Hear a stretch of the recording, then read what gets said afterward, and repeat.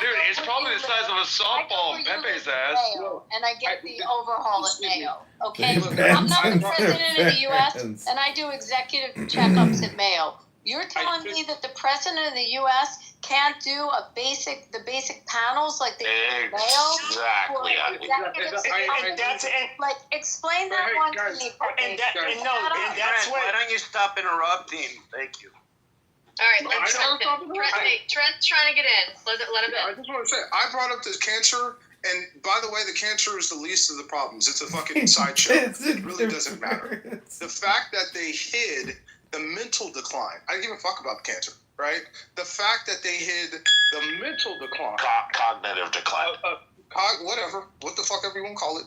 The fact that the man didn't recognize his national security advisor and didn't know the name of his press secretary and didn't know who George Clooney was, and they were shortening stages, and that he was getting lost, and that a cabinet member met with him in January, and found him incoherent and incompetent, so they weren't having... And he had a body double that was like a foot taller than him. Okay, that's fucking stupid. No, he didn't have a body double. Yeah, let's not go. Bro, dude, did you see that? Did you see when he came out next to Joe?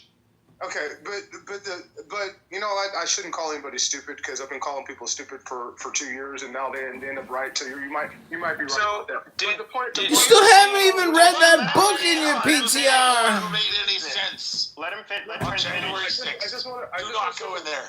Don't get sidetracked on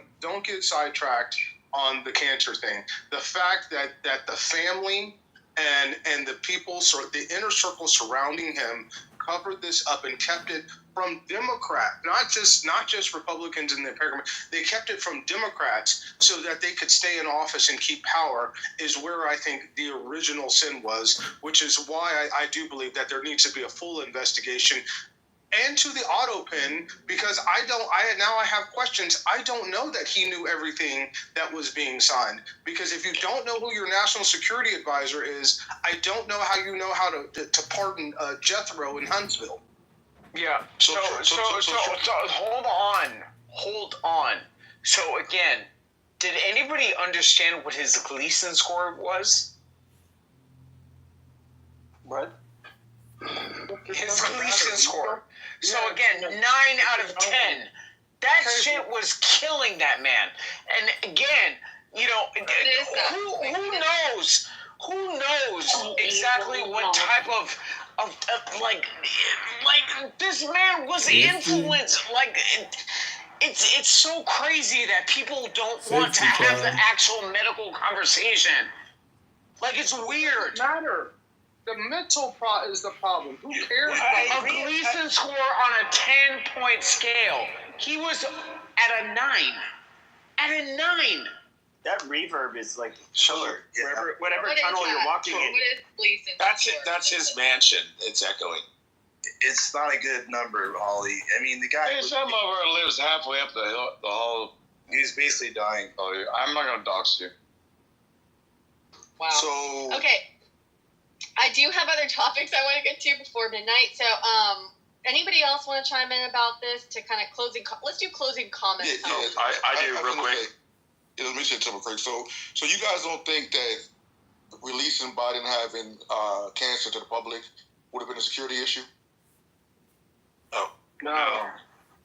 Bullshit. Oh, cool. And the same people saying that they're mad because the information wasn't put out about his medical. We have a fucking sociopath right now who's in office. And in fact, let me tell you something. In fact, hold on, because let me talk to my black man. Listen, in factation, what would have been magnificent is for Biden, if they did find out that he had cancer in October of 2023. What the fuck does this have to do with black people? Like, this is crazy. Let him finish. Because he's black, and I'm going to talk to him like he's black. Now, hold on, baby. Black fatigue. Black fatigue. He's black fatigue. Talk for a minute. Let black folks talk for a minute. It's all right. What would have been magnanimous? What would have been magnanimous is for them to come out and say, "Hey, I'm dealing with something that a lot of Americans are dealing with. I'm going to be okay.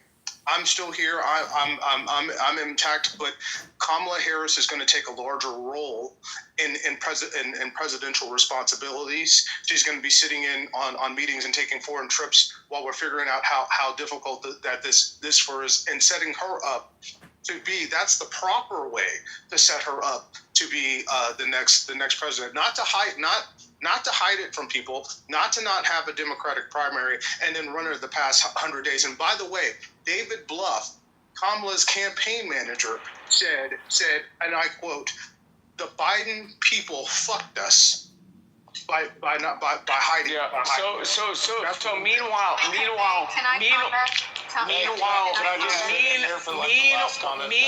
Meanwhile, our former president's Gleason score is at fucking 9 on a 10-point scale. Yeah, so you already said that, Adams. Again, it's metastasized in his bones. The fuck are you talking about? Cancer bones Biden. So again, the fact that you guys wanted to offer us, cancer bone Bidens, okay? Like, what the fuck is happening? Getting ghetto with the love. Adams, why are you in the bathroom? Can I comment? Go ahead, Can Abby. I comment on something? So, those of you who understand why we have the 25th Amendment, how we got it, and when it came, when amendments happen and how they happen. So we had, and I put this in the chat, Woodrow Wilson, for the last year of his presidency, had a stroke. He stayed in bed. He didn't come out of bed. He never met with his cabinet. He didn't meet with his advisors. His wife met with everyone. His wife went to his bedroom.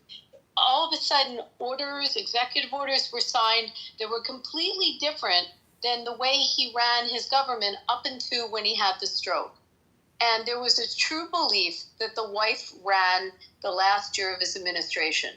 Fast forward to FDR, who we have 3 terms with, who gets infirm, gets sick, and obviously you know the whole story of dying in office and unable to perform his duties as very ill as a president. Then we have JFK, who we loved him dearly, but he had illnesses. He had Addison's disease. He was heavily medicated. There were issues with JFK. Fast forward, we get an amendment to our Constitution. It's a big deal to get a freaking amendment. It doesn't just get passed by Congress. You know the procedure to get an amendment. That this can't happen again. We cannot have a country at risk when someone's in office that's ill or infirm, and there has to be a procedure to remove him. They also wrote that amendment with the understanding that it couldn't be done by a coup. You couldn't remove someone just, it's very complicated to enact that amendment. There's many procedures you have to go through for the amendment to happen, if you understand what I'm saying. So in order to protect us, that it's not a coup that could take over the government. Yeah, there are many different steps. Yes, I mean, Marshall knows a lot more about this than I do, but there's a reason that we have that law, because we've had a history of it in our country. And I go back to Woodrow Wilson, and you tell me if Dr. Jill wasn't doing the same freaking thing. I just want to say one last thing real quick before we get off this subject. And please don't let anybody step on the joke. I just wanted to say that the Biden family are very, very close to the Bush family. And Marshall's family is very, very close to the Bush family. So we can't take anything that Marshall says as being serious. We have to just ignore everything Marshall says from now on. Amazing. So, actually, I forget what I was going to say. Okay, I did that intentionally. I am not a punching bag. I am not to be picked on. If you do that shit, I'm going to throw you out the fucking room. Yeah, justifying that one. Oh, come on. I wanted to add. No. I have gotten that treatment from people on the right-hand side of Clubhouse for 4 years. If people want to make me the center of attention, then I'm going to do something. And what I'm going to do is make sure they can't be a part of the conversation. When people I know who have genuinely joked with me about it are happy to be part of the conversation, say like Abby, she jokes with me. I know she doesn't mean it seriously, but I'm not a fucking punching bag, and I'm not here to be picked on. And if you do, well, I'm moderator. There will be consequences. Can you comment on what I said, Marshall, on the history of this, of removing someone when they're infirm? Yeah, you missed Reagan, but yes, you're right. Hey, I thought that was a good joke. Come on. Reagan did not get Alzheimer's while he was in office. Right. Larry had Alzheimer's. Correct me on that, but that did not happen while he was in office. I got kicked for a joke. Come on. So You got kicked because it wasn't funny. It is, but because it's true. I've been. Dude, you were poking at me. If you want to talk to me, that's fine. Marshall. Jesus Christ. Marshall, Hollywood don't remove people. You're giving off leftist energy, Marshall. So I've been hating on Trump a lot lately, but I have to say that I was looking at her article about Joe Biden last night. She is pathologically ambitious. She is responsible for much of this. There is no reason to Abby's point, I didn't think about the cosmetic surgery. This guy has access to the best medical care. And what happened when something's amiss. As a senator, he had access to the best medical care. JFK knew he had Addison's disease in 1947, right? There is no excuse, and this is alarming to me. I'm worried about my own health care, quite frankly, because I'm like, Jesus Christ, how is it that they missed that, right? Because now it has metastasized, and maybe he's had it for 5-10 years. But how come it wasn't treated when they initially diagnosed it, and how come he didn't get the best access to gold standards in care, best practices? So that's one thing. He probably was treated. Well, he was treated, but the question is, wow, there are people with access to medical care that should be able to ward off a death by prostate cancer, given the resources. You look at some of the pictures of his hands. There's IV plugs in his hands. Okay, well, that may be, but the point is, regardless of what care he got, his wife should have said, hey, look, this is a great time to step out. You will be dignified if you leave now, right? Trent, there is no reason. She had to have been the one to push him, because the family could get together in an evening and say, look, Dad, you're in bad shape. Let's worry about your health care. There is no reason that he should have been put in that predicament. I used to think that I'll land here. I used to think the elder abuse thing was kind of a joke and ridiculous for people to say. Now I'm like, holy shit. She put our country in harm's way. Elder abuse for years, yeah. Yeah, I completely with you. No, I blame Joe Biden first and foremost. How can you blame him? You have this man that's. No, I said Jill. I blame Jill Biden first and foremost, because her first thing is to protect her husband. The man's done everything in office. He was the youngest senator. He's been in office 50 fucking years, right? There was no need for him to run for a second term.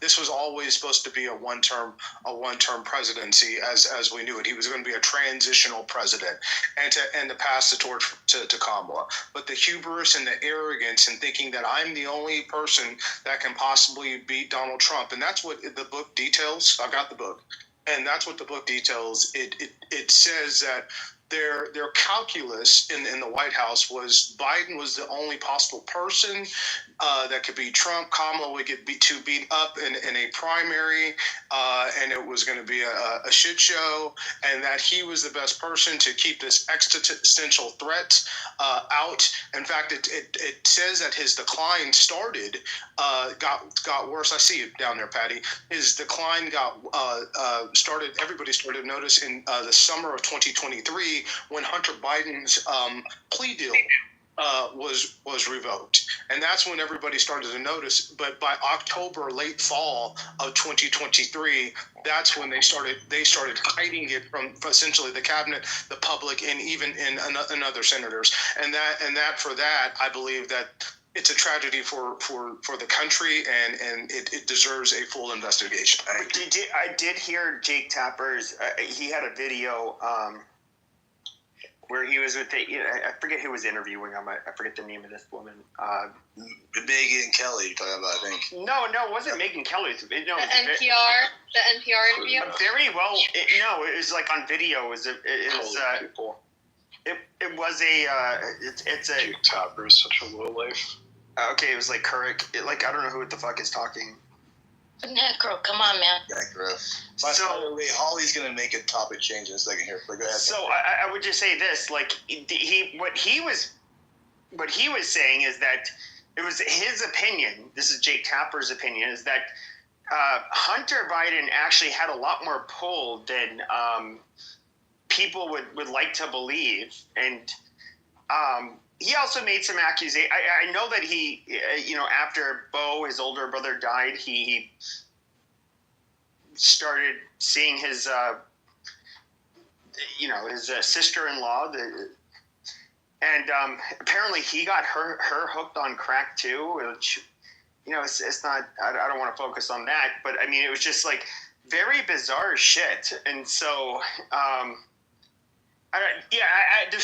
There's a lot of questions I have, and which I obviously don't have answers to. All right, I want to move on. That was a good discussion, but this is a really sad story, y'all. I don't mean to bring the night down. We won't end here, but I did want to talk to you guys about this for a second and see what you guys thought. I don't know if y'all heard about this, but there's a situation going on here in Georgia where this young woman, 30-year-old mother, it's so sad. So she's brain dead. She's being kept on life support. She had a medical emergency. I don't know the full details of how she became brain dead, but she's also pregnant.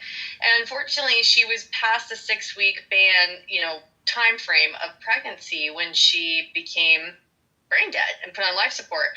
And the situation is this: the AG, which is Chris Carr, I believe, has told the hospital that there's no legal reason in our in this 6-week ban and in our state legislation in the verbiage of any kind of why they need to keep her on life support just to keep the baby alive. I guess that's his interpretation of the law, and he is the Attorney General. Now, the hospital and their attorneys feel like, I guess their stance is it's too vague, or they feel like it's there is some questions, it's a gray area, and so they are keeping this woman on life support. Now, her family, her mother is basically saying, we wish we had the choice. So it sounds like they are not being given the choice, that the hospital is basically saying, no, we have to keep her on life support to try to bring this baby to term. And the chances of this baby surviving may be slim. The baby may be blind. The baby may be this, that, and the other. I don't know. What do you guys think about this? This is a tough one for me. So does the AG have... Isn't it the family's decision? Well, apparently not, according to the hospital. They're the ones that, and I don't know if they have the control of, like, can we move her to a different hospital that will go along with the AG if they chose to, pull her off of life support? Well. Let's say the quiet part out loud. The fallout of single black motherhood. Your baby daddy does not have the same say as, anybody else. It is what it is. I'm not sure if there is a father in the picture, because I haven't heard. Oh, there's definitely a father. I mean, she's pregnant. There's definitely a father. I'm just saying, I've only heard the mother in the news, so it seems as though I don't think she's married. And how far pregnant is she? Let me shut up. I think she has 20 more weeks to go, Dawn, and that's why this is such a painful situation, because the mother is like, they're basically just watching. It's a horrible situation, and they just have to kind of wait. Oh, and the other part is I don't know. They have a life inside. She has a life inside of her, right? True. If people are so against abortion, right? Why the fuck would you pull the plug on that woman with that living baby inside?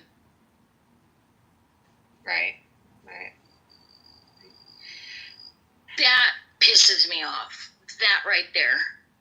If she is not going to live fine, I'm not fine, but you know what I'm saying. But the next point is the baby can still survive, right?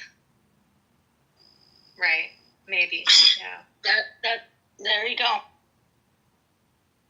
Yeah. It is an odd situation, though, right? Because I mean, you're basically keeping a woman that is brain dead alive in the hopes that the fetus, that the baby will survive. Whereas before 6 weeks, had this happened, then they would have terminated. I don't know. I mean, I think if I were her, I would want them to keep me on the life support in the hopes that my baby would survive. She doesn't get to have a choice, period. So it's up to her family, I suppose.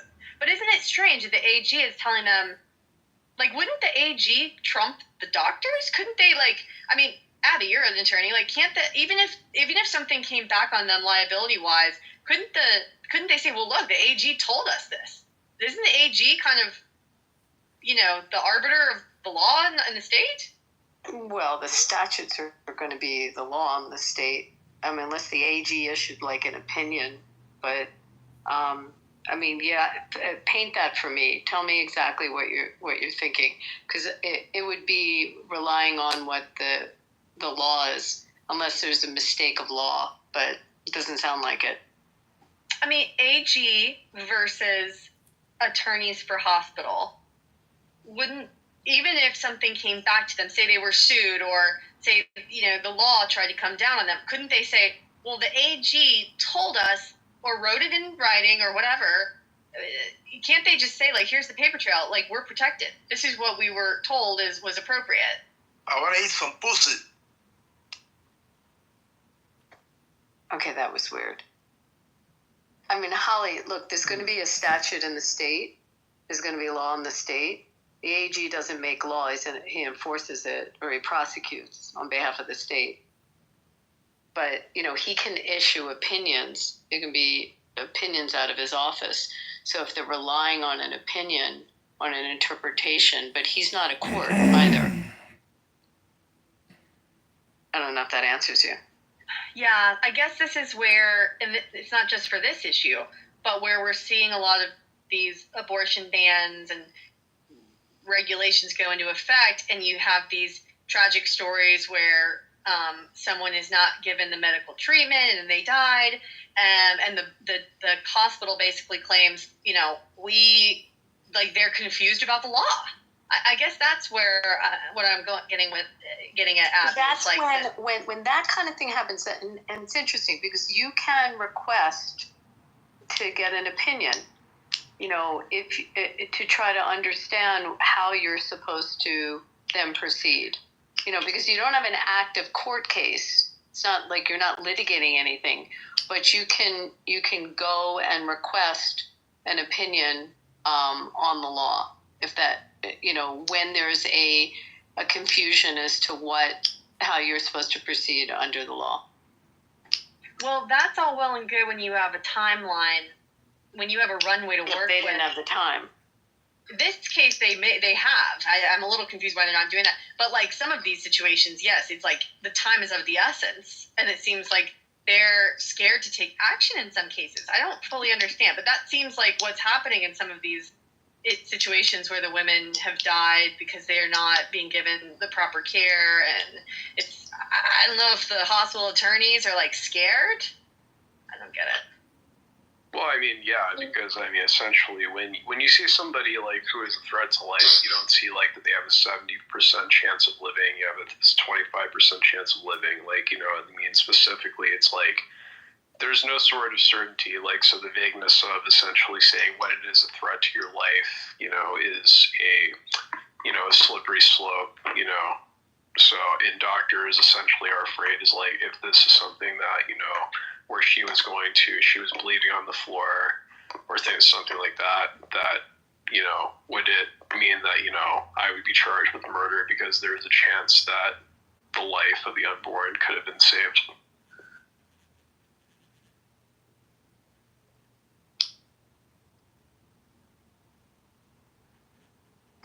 Okay. All right. Well, yeah, Holly and I are married, so we don't accept messages from random men on the internet. Okay, don't back channel us unless we're friends. Thanks. All right. Does anyone else? I'll stop hitting on you then, Dawn. I I don't accept like random solicitations from men on the internet. That's why I'm trying to hold Rich accountable. Rich is a married man. He should know better. Shame on Rich. Shame on Rich. Oh my God, Adams, I've sent you stuff on the internet. Yeah, but I mean, Abby, you're beautiful, gorgeous, and you're not a married man. So again, I mean, we're holding men accountable, and I'm sticking to it. It is what it is. These men need to be held accountable. I'm sorry. Are you jumping to the faggotry again, Adams? Oh, here it goes. Here it goes. Actually, hold on, Adams. Here it goes. Back channeling Marshall. Here it goes.